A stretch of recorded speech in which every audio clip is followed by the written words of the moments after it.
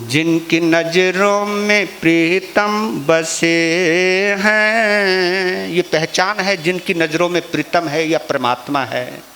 जिनकी नजरों में प्रीतम बसे हैं, वो नजर फिर तरसती नहीं है। जिनकी नजरों में प्रीतम बसे हैं, वो नजर फिर तरसती नहीं है। ये तो प्रेम की बात है ओ दो, बंदगी तेरे बस की नहीं है। यहाँ सिर दे के होती है सौदा, यहाँ सिर दे के होते हैं सौदे। आशिकी कोई सस्ती नहीं है, ये तो प्रेम की बात है उधो। गीतकार लास्ट में और गहराई में लेके जाता है। जो असल में है मस्ती में डूबे, जो असल में है मस्ती में डूबे, उनको परवाह नहीं है किसी के। जो असल में है मस्ती में डूबे, उनको परवाह नहीं है किसी के। जो चढ़ती उतरती है मस्ती, जो चढ़ती उतरती है मस्ती, वो हकीकत में मस्ती नहीं है। जो चढ़ती उतरती है मस्ती, वो हकीकत में मस्ती नहीं है। ये तो प्रेम की बात है उधो, बंदगी तेरे बस के नहीं है। यहाँ सिर दे के होते हैं सौदे। आशिकी कोई सस्ते नहीं है, ये तो प्रेम की बात है उधो। क्योंकि सबसे पहले सिर चढ़ाना पड़ता है। सिर यानी अहंकार, सिर यानी अपनी मान्यताएं, जो जो भी हमने डिसाइड किया हुआ अंदर, मान्यताएं भी चढ़ानी पड़ती है। इसके तीसरे श्लोक में बहुत अच्छी व्याख्या करूंगा, इसकी है बहुत गहरी व्याख्या। लेकिन आप ये देखना, मीरा में और मानतुंग में एक समानता है। आपने कभी चेक की? मीरा में और मानतुंग आचार्य में एक समानता है।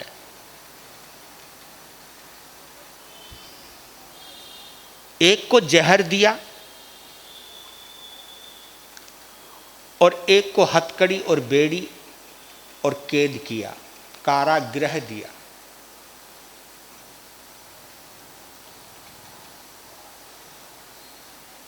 दोनों को मौत के करीब लेकर के गए, लेकिन कमाल क्या हुआ?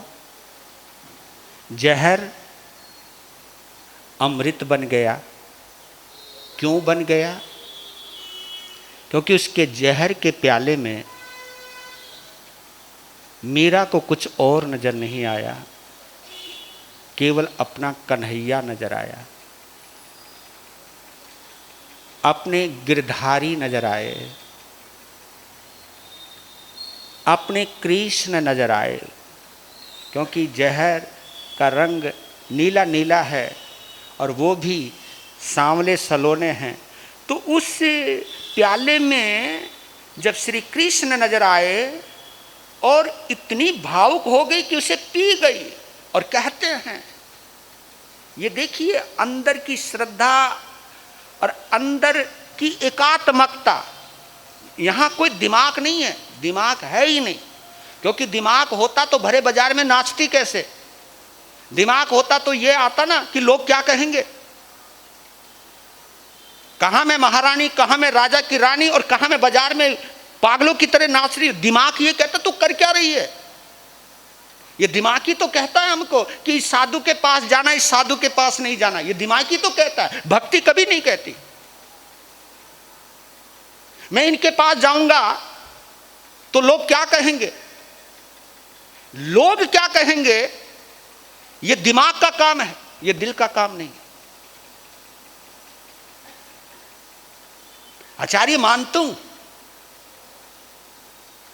देखिए उनके पास इतनी रिद्धि और सिद्धियां थी, अगर वो एक टेढ़ी नजर करते तो वह भूचाल ला सकते थे। इतनी शक्ति थी उनके पास, कोई ऐसे पागल नहीं थे वो। लेकिन इतनी शक्ति होने के बावजूद भी, इतना सामर्थ्य होने के बावजूद भी, उनकी जो सहजता है, वो सहजता दिखाती है कि आदिनाथ भगवान के प्रति या आदिनाथ बाबा के प्रति क्या दीवानगी थी उनके अंदर। इसको थोड़ा और समझा देता हूं, क्योंकि भक्तामृत को समझना बड़ा आसान हो जाएगा। ये जो एग्जाम्पल हैं इनको समझना है। मेरे क्रांतिकारी संत श्री तरुण सागर जी मेरे मित्र रहे हैं, उनके साथ मुझे प्रवचन करने का मौका मिला है, उनके साथ कई दिन बिताने का मौका मिला है। दिल्ली में भी, देहरादून में भी, प्रेम सुख धाम में भी उनके प्रवचन हुए हैं, उनके चौके भी लगे हैं वहाँ।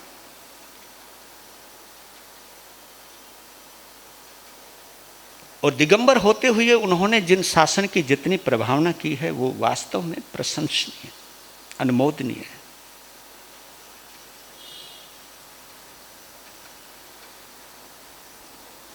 ये हमारा दुर्भाग्य है कि उनका आयुष्य थोड़ा रहा,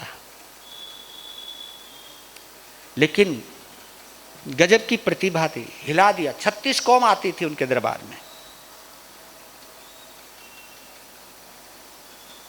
तो एक बात कहते थे, मुझे बड़ी दिल को जचती थी। ये उनकी कोटेशन है, ये उनकी सुक्ति है। क्या बोलते थे वो कि धर्म को पगड़ी नहीं चमड़ी बनाइए, धर्म को पगड़ी नहीं चमड़ी बनाइए। क्योंकि पगड़ी में और चमड़ी में अंतर तो है। पगड़ी तो कभी भी उतार सकते हो और कभी भी पहन सकते हो। जैसे हम समाई कभी भी कर सकते हैं, मुपट्टी कभी भी लगा सकते, कभी भी उतार सकते।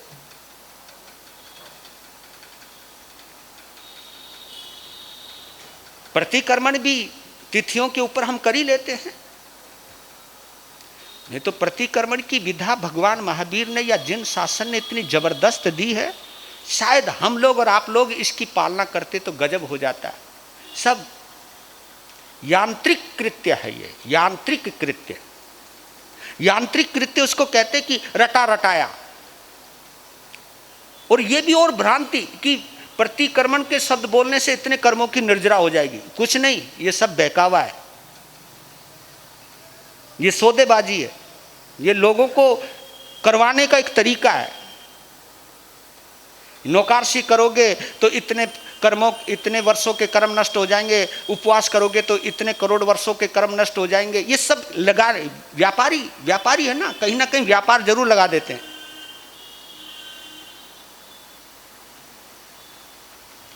व्यवस्था रही होगी आचार्यों की, क्योंकि ये लोग जानते थे आचार्य की लोगों को बिना स्वार्थ के जोड़ नहीं सकेंगे।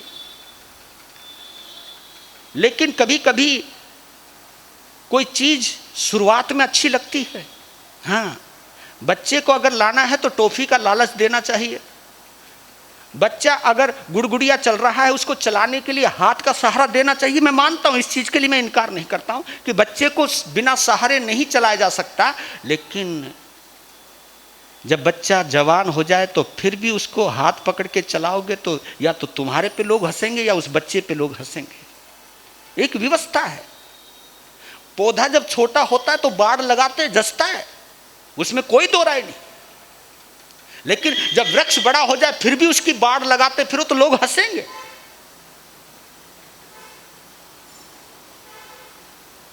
कि धर्म को पगड़ी नहीं चमड़ी बनाइए। पगड़ी में एक सुविधा है हमारे पास उतारने की और लगाने की, लेकिन चमड़ी में ये सुविधा अगर बाई चांस कहीं रपट जाओ, कहीं फिसल जाओ, कहीं घसीट लग जाए और कोई चमड़ी छिल जाए तो सच बताओ कितनो दर्द होवे। जब तक खुरंड नहीं आवे चीस माचे। चमड़ी छिलती है तो दर्द होता है, और बल्कि यहां तो उल्टा होता, पगड़ी उतारते तो राहत मिलती है। उनका अच्छा हुआ उतर गई। मैंने कई बार देखा मुंह पट्टी इतनी फटाफट उतारते हैं लोग जैसे कि बेचारी बंधी हुई कितनी तंग कर रही थी, तो पगड़ी उतार के लोग शांति मिलती है। तो आप देखिए आदमी समाय करेगा, नींद का लटका ले ले, पाठ करे बोर हो जावे, हाँ, और पाठ का टाइम लिखवा रखा हो और खुद की बारी चल रही हो और दूसरे वक्त पे नहीं आवे, खोपड़ी खराब हो जाए। बल्कि बोल ले ऊपर से, भाई जब टाइम पे नहीं आना तो जरूरी था लिखवाना नाम है, सारा जाप चौपट। ये नहीं सोचते हे भगवान अभी ना आवे तो अच्छा है, मैं जाप और करूं। कभी अपने में से चेक कर लेना, कभी भी चेक करना। ये मानसिकता अगर हमारे अंदर है, ये भी नहीं सोच पाते कि मुझे शुभ कर्मों ने योग दिया यहां बैठने का, यहां अपने आप का अनुभव करने का। तो ये पगड़ी और चमड़ी का जो अंतर है, आजकल धर्म पगड़ी की तरह हो गया। जब चाहे पहन ली, जब चाहे उतार दी। तो धर्म को पगड़ी नहीं क्या बनाइए, क्योंकि पहले अगर थोड़ा सा भी दोष लगता था तो इतनी आलोचना आती थी अंदर से, आदमी हिल जाता था, रोता था, गुरु को बताता था।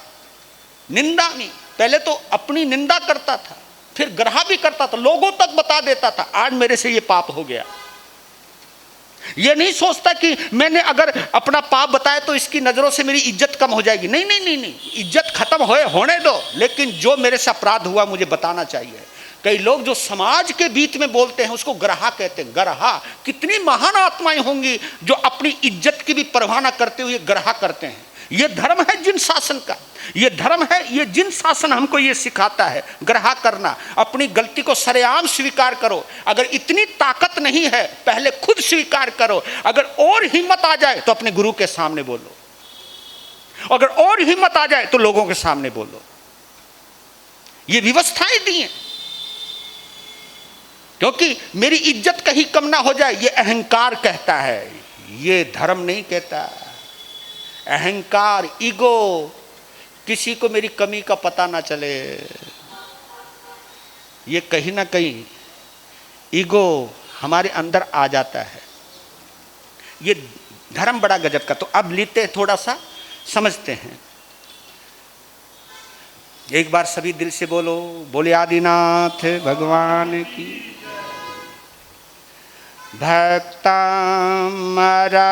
प्रणत मौलिमणि प्रभाना मुद्योतकं दलित पाप तमो वितानम सम्यक् प्रणम्य जिन पाद युगम युगादा वालंबनम भव जले पतताम जनाना।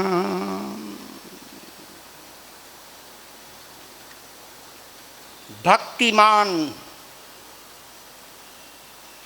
देवों के द्वारा जिनकी पूजा होती है, 64 इंद्र,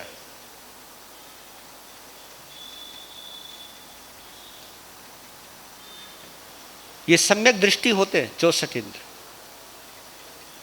64 इंद्र, उनका एक परिवार है।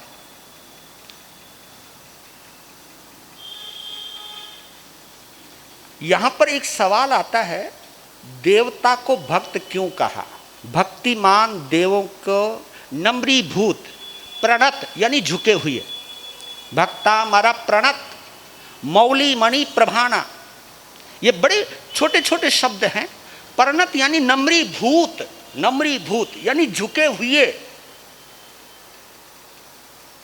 मुक्तों की मणियां रिफ्लेक्टेड हो रही हैं।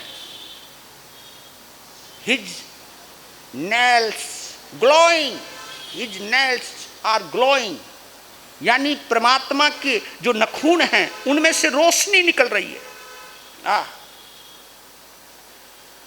भगवान आदिनाथ के जो नाखून हैं पांव के, खड़े हैं परमात्मा, और उनके जो नाखून हैं उनमें से रोशनी निकल रही है। रोशनी मुक्तों पर लगी हुई मणियों से टकरा रही है, रिफ्लेक्शन हो रहा है। वहां क्या नजारा है वहां पर, अगर तुम अपनी श्रद्धा की आंखों से देखो तो, कि वो झुक रहे हैं और परमात्मा के नाखून से जो चमक निकल रही है, जो ऊर्जा निकल रही है, जो कांति निकल रही है, मणि की चमक और नाखून की दमक, दोनों का जब मिलन हो रहा है तो जो झिलमिलाट है, जो नजारा है, वो देखने वाला है। यानी देवता जिन्हें नमन कर रहे हैं। यहां पर एक चीज समझ ले, देवता को भक्त क्यों कहा? आपको एक बात कहता हूं, देवता की ताकत नहीं है जो नौकारसी कर सके। गौर करना क्या बोल रहा हूं। देवताओं की ताकत नहीं जो नौकारसी। हमारे यहां जैन शासन में सबसे छोटी तपस्या का नाम है नौकारसी। सबसे छोटी तपस्या ये नौकारसी। आप जानते होंगे, दिन निकलने के 48 मिनट के बाद तक कुछ नहीं खाना पीना। लेकिन ये नौकारसी तभी होती है जिसका रात्रि भोजन त्याग हो, चौभियार हो। ये नहीं कि रात को खाते रहो 10 बजे तक, 12 बजे तक। अब संतों ने और छूट दे रखी, नहीं कोई बात नहीं, कुछ ना कुछ तो कर लो, हाँ करवाओ, कोई बात नहीं। ये आप लोग, हम लोग छूट के बड़े अभ्यासी हैं। लोग कहते जी अंदर बाहर की छूट, बाकी का त्याग। बोलते हो ना आप, अंदर बाहर की छूट। हाँ, लोग रात्रि भोजन का त्याग, अंदर बाहर की छूट। मगर रात को मतलब बाहर जाके खाए बिना रहोगे नहीं। ये नहीं सोचते कि कोई बात नहीं, नियम के अनुसार रात को नहीं खाना पड़ा तो नहीं खाएंगे, लेकिन अंदर बाहर की छूट जरूर रखेंगे। छूट कमजोर लोग रखते हैं, मजबूत लोग नहीं रखते। वो कहते कि कमाल है, नहीं खाएंगे तो मर जाएंगे क्या। लेकिन जो भी छूट रखता है वो कमजोर होते हैं, चाहे मैं हूं चाहे आप हो, इसमें कोई फर्क नहीं पड़ता है। देवता नौकारसी नहीं कर सकता, लेकिन नमस्कार कर सकता है। हाँ, क्या बोला मैंने? वो नौकारसी नहीं कर सकता। इसलिए कहते कि देवता चरित्र निष्ठ नहीं होते, लेकिन श्रद्धानिष्ठ होते हैं। और भगवान ने भी कहा है कि चरित्र में अगर कोई कमी आ जाए तो उसका प्रायश्चित के द्वारा कुछ ना कुछ समाधान निकल जाता है, लेकिन जिसकी श्रद्धा में कमी आ जाए उसका कोई समाधान नहीं है। गौर कर लेना क्या बोला, श्रद्धा इतनी जबरदस्त है, इसलिए बोला सम्यक दर्शन ज्ञान चरित्राणि मोक्ष मार्ग। हमारा जो बेस है, हमारी जो आधारशिला है, वो क्या है? दर्शन। दर्शन हम श्रद्धा को कहते हैं, विश्वास को नहीं।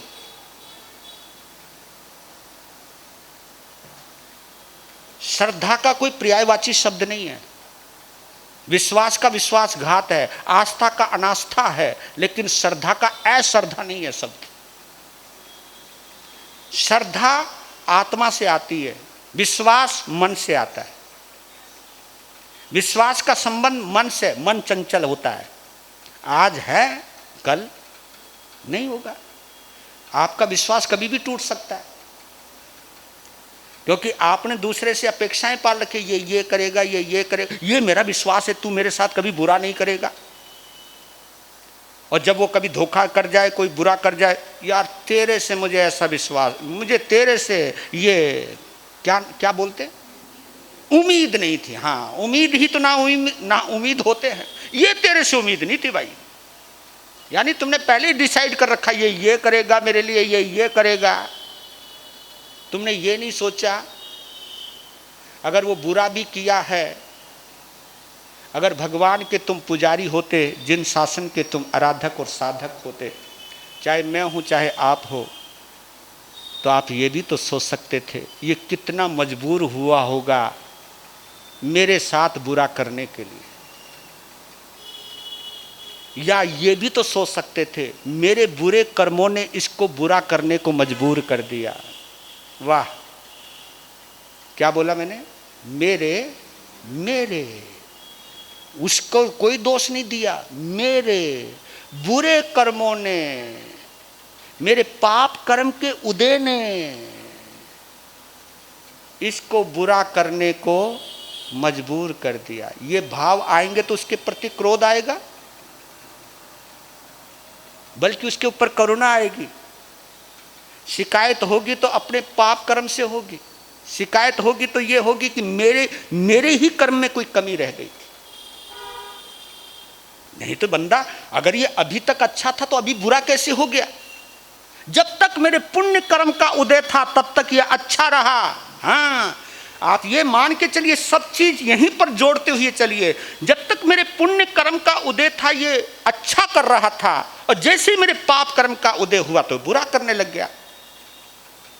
तो अच्छा पुण्य करवा रहा था और बुरा पाप करवा रहा है, और पाप भी मेरे हैं पुण्य भी मेरे हैं। इसी आधार पर भगवान महावीर ने एक बड़ी गहरी बात कही अपने संतों के लिए, अपने श्रावकों के लिए।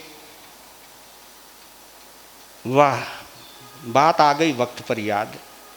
कहते हैं पुण्य कर्म के उदय काल में, पुण्य कर्म के उदय काल में जिनको अभिमान नहीं आता, पुण्य कर्म के उदय काल में जिनको अभिमान नहीं आता, और पाप कर्म के उदय काल में जिनको क्रोध नहीं आता,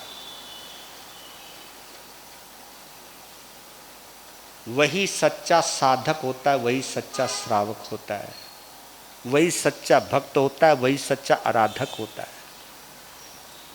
चेक कर लेना। और ये सम्यक्त की, ये भी सम्यक्त संकित की निशानी बतला रहा हूं, इसलिए बार बार चेता रहा हूं आपको।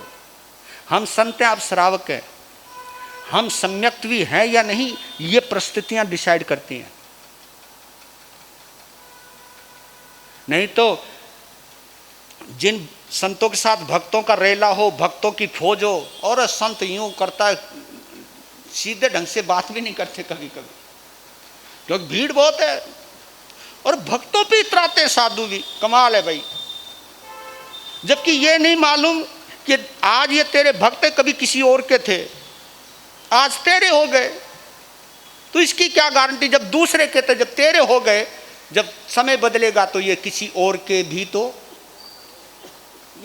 ये भैया पैसा किसी के एक के पास कोई रहने वाला है? ये तो ट्रांसफर ही तो होता रहेगा ना, एक जेब से दूसरी की जेब में। करेंसी इसी को कहते हैं जो चलता है, करेंसी इसी को कहते हैं। लक्ष्मी को चंचल कहा है, वो एक जगह रहती नहीं, वो चलती रहती है, घर बदलती रहती है, जेब बदलती रहती है, आपके बैंक बदलती रहती है। पहले जेब बदलती थी, तिजोरी बदलती थी, आजकल और बैंक भी बहुत आ गए। हाँ, यहां से वहां, वहां से वहां, वहां से वहां। तो पुण्य के उदय काल में जिसे अभिमान नहीं आता, ये सोचता नहीं, जब भी उसको मन चाहा हो रहा हो तो इतराना नहीं चाहिए। ये सोचना चाहिए कि समय कभी भी बदल सकता है। आज मेरे स्टार अच्छे हैं, सब कुछ अनुकूल है, तो कभी भी प्रतिकूल हो सकता है। और ये भी बतला देता हूं, जो सुखों में इतराते हैं वही दुखों में घबराते हैं। जुड़ा हुआ है कनेक्शन। जो इतराएगा वो घबराएगा। तो कहते कि देवता को भक्त क्यों कहा? ये देखो, आप गौर करना। देवता भक्त हो सकता सकते हैं, श्रावक ना सही, लेकिन इसलिए भक्ताम्र, भक्तिमान देव। अगर हम भक्ताम्र शब्द का अर्थ निकाले तो इसका मतलब ये निकलता है भक्तिमान देव, भक्ति से जुड़े हुए देव, देव देव परिवार, भक्तिमान, भक्ताम्र प्रणत, भक्तिमान। क्यों कहा ये देखो, पूछूं मैं आपसे क्यों कहा उनको? देवता ही हैं जो तीर्थंकरों के पांचों कल्याणक करते।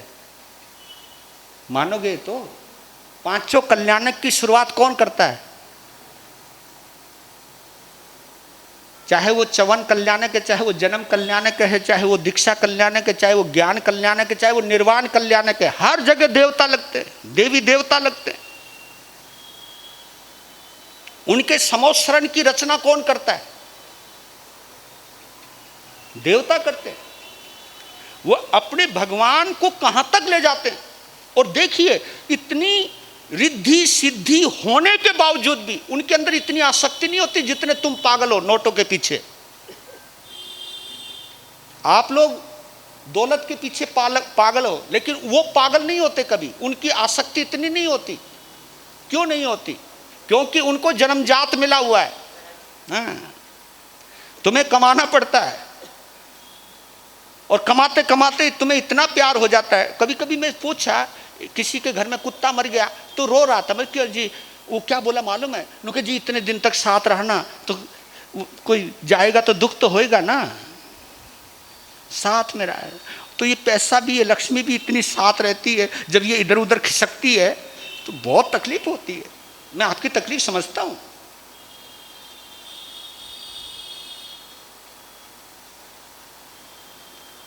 आपने देखा, आपकी जेब में से 100 रुपए का नोट निकल जाए, काट ले, जेब काट ले या चुरा ले तो तकलीफ होती है। और चाहे 1 लाख रुपए दान दे दो तब तकलीफ नहीं होती। बताओ क्यों? क्योंकि एक तुमने अपनी मर्जी से दिया है और एक आपकी मर्जी के। हर जगह तुम अपना कब्जा करना चाहो। तुम्हारा बेटा, तुम्हारी बहू, तुम्हारी सास, तुम्हारे ससुर बुरे क्यों हो जाते हैं? तुम्हारी अनुसार नहीं चलते,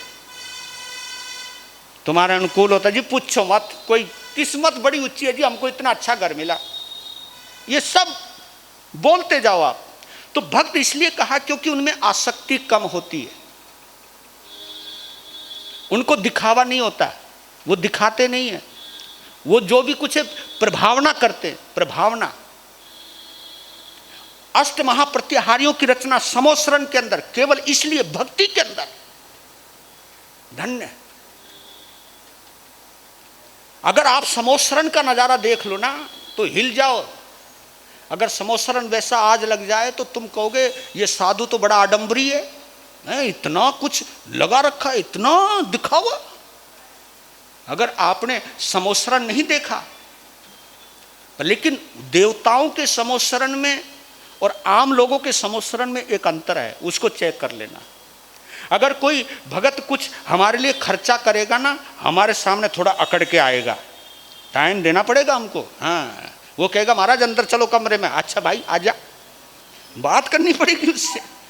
वो कहीं ना कहीं कीमत वसूलता है। देवता कभी कीमत नहीं वसूलते,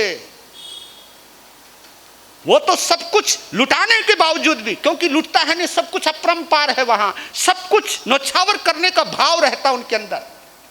ये मनस्थिति है, ये उनकी श्रद्धा है, ये उनका नमस्कार है। हमारा तो नमस्कार भी झूठा हो जाता है, उनका नमस्कार तो कम से कम सच्चा है। आप तो अपने स्वार्थ में भी झुकते हो, उनका कोई स्वार्थ नहीं है। उनका एक ही स्वार्थ है, जिन शासन की प्रभावना होनी चाहिए, जिन्होंने एक अद्भुत व्यक्तित्व, एक अद्भुत व्यक्तित्व, जिन्होंने संसार के क्रोध, मान, माया, लोभ, राग, द्वेष 18 पापों को एक तरफ कर दिया और आत्मा की साधना में इतनी तल्लीनता आ गई, इतनी निर्मलता आ गई। कर्मों को, जिन कर्मों की वजह से हम 84 लाख जीवा योनियों में भटकते रहते हैं, लेकिन ये वो महापुरुष है जिसने जिन कर्मों की वजह से हम हारे हुए हैं, उन कर्मों को इन्होंने हरा दिया। और देखिए, कर्मों को हराने का एक ही तरीका है परमात्मा के पास, एक ही तरीका है। कौन सा? एक ही तरीका है, मैत्री भाव। हमारा धर्म मैत्री भाव पे चलता, चाहे प्रतिक्रमण है, सब उसके सार में जाओगे तो मैत्री भाव है। मैत्री भाव परम औषधि है और मोहनीय कर्म महारोग है। महारोग की महाऔषधि है। अगर कर्म मोहनीय कर्म महारोग है तो मैत्री भाव उसकी परम औषधि है, और उसी परम औषधि को लेते हुए चलते हैं। उसी परम औषधि की वजह से वो लड़ते हैं कर्मों से। हम तो लड़ते हैं अपनों से, दूसरों से, रिश्तेदारों से, स्वार्थ के लिए लड़ते हैं, अपने मतलब के लिए लड़ते हैं, अपने मतलब के लिए चाहते हैं, अपने मतलब के लिए लड़ते हैं। वहां तो केवल आत्म। तो ये चीज उनको भक्त बनाती है। और जब वो प्रणाम करते हैं, वो जो अद्भुत नजारा है, जो भी श्रद्धा के नेत्र, श्रद्धा की आंखें उस दृश्य के साक्षी बनते हैं। मैं तो केवल कल्पना मात्र से ही रोमांचित हो रहा हूं, लेकिन परमात्मा के नाखून से निकलने वाली ज्योत और देवताओं के मुक्तों से जुड़कर बिखरने वाली वो तेजस्विता, उनके सौंदर्य को जो चौगुणित बढ़ा देता है, और देवता उस वक्त जो आह्लादित होते हैं, उस आनंद की हम कल्पना नहीं कर सकते। दूसरा मैं और कहना चाहता हूं, देवताओं के पास मणि होती है। अब देखिए, गौर करना आप, देवताओं के पास मणि है तो हमारे पास भी एक चीज है। वहां पे क्या बोला? मौली मणि प्रभाना। देवताओं के मुकुटों में लगी हुई मणियां। मुकुट कहां बांधते हैं हम? माथे। और वहां मणि है। तो हमारे पास जन्मजात एक मणि है, उसका नाम है मति। क्या नाम है? मति। हाँ, उनकी मणियां चमकती हैं और हमारी मति सुधरती है। जब हम भगवान की भक्ति करते हैं तो सबसे पहले हमारी मति सुधरती है। ये हमारा दिमाग जो खराब है ना, ये परोपकार में लग जाता है, क्योंकि यही चीज है। परमात्मा से जुड़ जाए तो उपकार करेगा, परमात्मा से जुड़ जाए, धन हो तो दान देगा, ज्ञान होगा तो विद्याएं देगा, प्रकाश देगा। परमात्मा से जुड़ जाए तो देगा। और देवताओं की एक विशेषता ये भी बतला देता हूं, देवता उसको कहते हैं जो देता है, बस। देवे सो देवता। सूर्य को भी देवता कहते हैं सनातन मान्यता में। क्यों? वो प्रकाश देता है। जल को भी देवता कहते हो क्योंकि वो जीवन देता है। वायु को भी देवता कहते हैं क्योंकि वो प्राण देता है। ये जो भी देता है वो देवता है। देवता वही जो देवे। और हम भी चेक कर लें, जब आप देते हो ना तो आप भी देवता बन जाते हो। हाय हाय, पूछो मत, मेरी माँ तो देवी जैसी है, मेरे पिता तो देवता, क्योंकि दे रहे हैं। देते देने से वो देवता, जो छीने वो दानव। बस दो ही तो चीज है, छीनने वाला दानव होता है, देने वाला देव होता है। तो जो देने की कला जानता है वही भगवान की आराधना कर सकता है। इसलिए हमारे यहां त्याग को सबसे बड़ा कहा है। त्याग दिया जाता है, छोड़ा जाता है, तो मति सुधरती है। मति इसलिए कहते कि, और हमारे योग शास्त्र में देखा जाए तो ये आज्ञा चक्र है। क्या है ये? इसको क्या बोलते हो? आज्ञा चक्र। और अज्ञा चक्र जब ये परमात्मा से जुड़ जाए, परमात्मा की आज्ञा में आ जाए, लो जी, फिर क्रोध कोई करोगे आप, फिर किसी के बुरा कोई करोगे? हैं? भगवान के चक्कर में आ जाए तो टाइम आगे कोई करूँगा मैं, टाइम हो गया आपका, है ना। देखो ये भगवान आदिनाथ ने कहा कि रमणीक मुनि रुक जा,